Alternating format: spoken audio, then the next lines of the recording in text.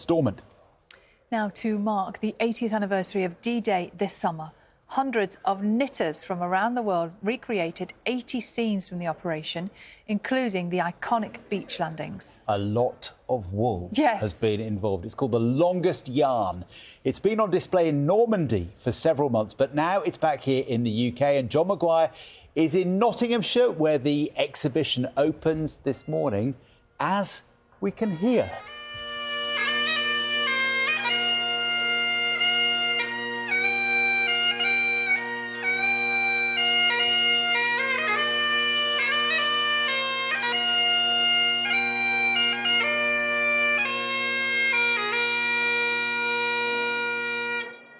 Wonderful stuff. Thank you, John Millen, son of Bill Millen, who famously, if you remember the movie The Longest Day, was with Lord Lovat, piped his way onto the beaches at Sword Beach and indeed across Pegasus Bridge as well, scared the bejesus out of the Germans who'd never seen anything like it.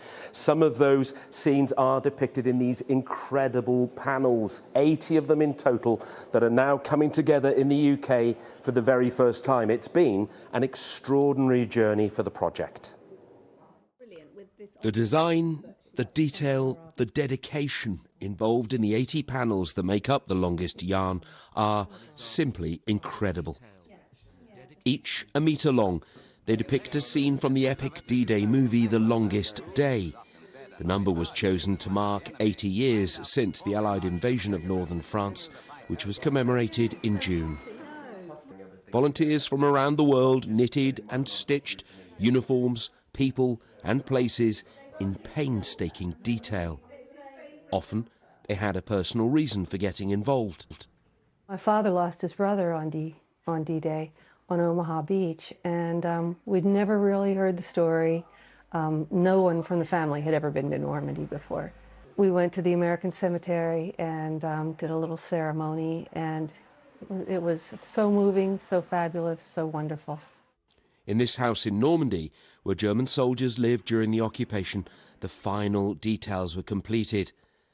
The panels then first went on display in the town of Carentan, the scene of fierce fighting in 1944, and more than 50,000 people came to visit the work.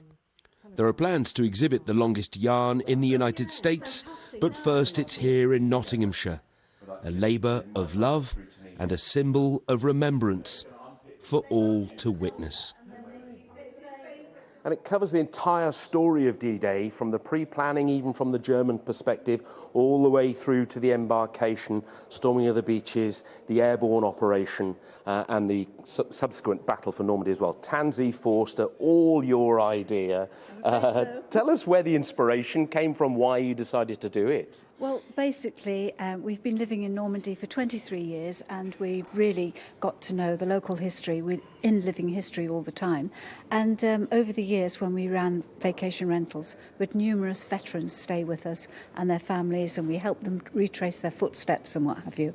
We used to have a veteran, Harry Kulkowitz, who landed on Utah Beach the 6th of June, third wave, went all the way through to the Battle of Bastogne. And Harry stayed with us every year for over 16 years for the 6th of June weeks, but sadly he passed. So we were all of a sudden really quiet. And I thought, I've got to mark it somehow. I keep alpacas for their wool.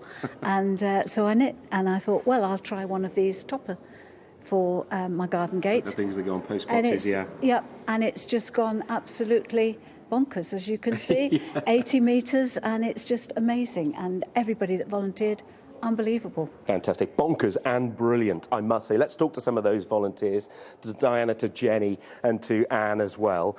Some of your wonderful work here with the soldiers and with the landing ship tank as well. Diana, tell us, how long does something like this take? Each panel took us about 400 hours.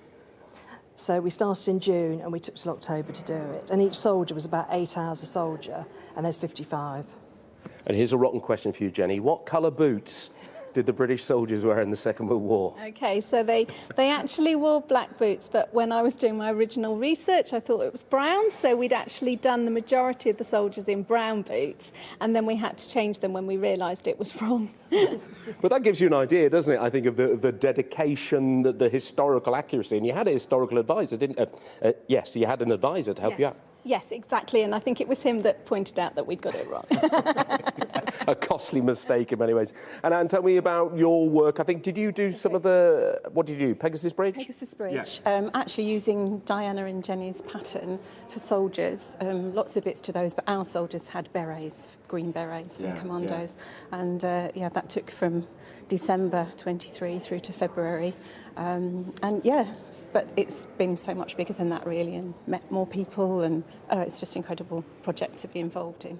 And having worked, I know you two worked together, but having worked pretty much on your own, now to see it all joined together and its magnificence, what do you make of it? Oh, just incredible, just amazing. So that it's all been to France and it's come back and it's just fantastic. Really, really good. It's really good to see. Well done, congratulations. I won't ask you what's next. Maybe we'll keep that as a surprise. We're in Southwell Minster in Nottinghamshire. The panels, all 80 of them, will be on display, The Longest Yarn, until September the 27th. I commend it to you. You won't be disappointed. I'll just leave you with this image here. A haystack with a couple of airmen hiding inside, French resistance talking to the Germans, even a baguette in the basket on the front of that woman's bicycle. Amazing stuff. Back to you two. Every bit of detail is there. John, thank you very much indeed. And actually, tomorrow morning, the comedian Al Murray's going to be here talking about his book. He's written about the history of Arnhem, the Battle of Arnhem. Yeah, we look forward to talking to him tomorrow. But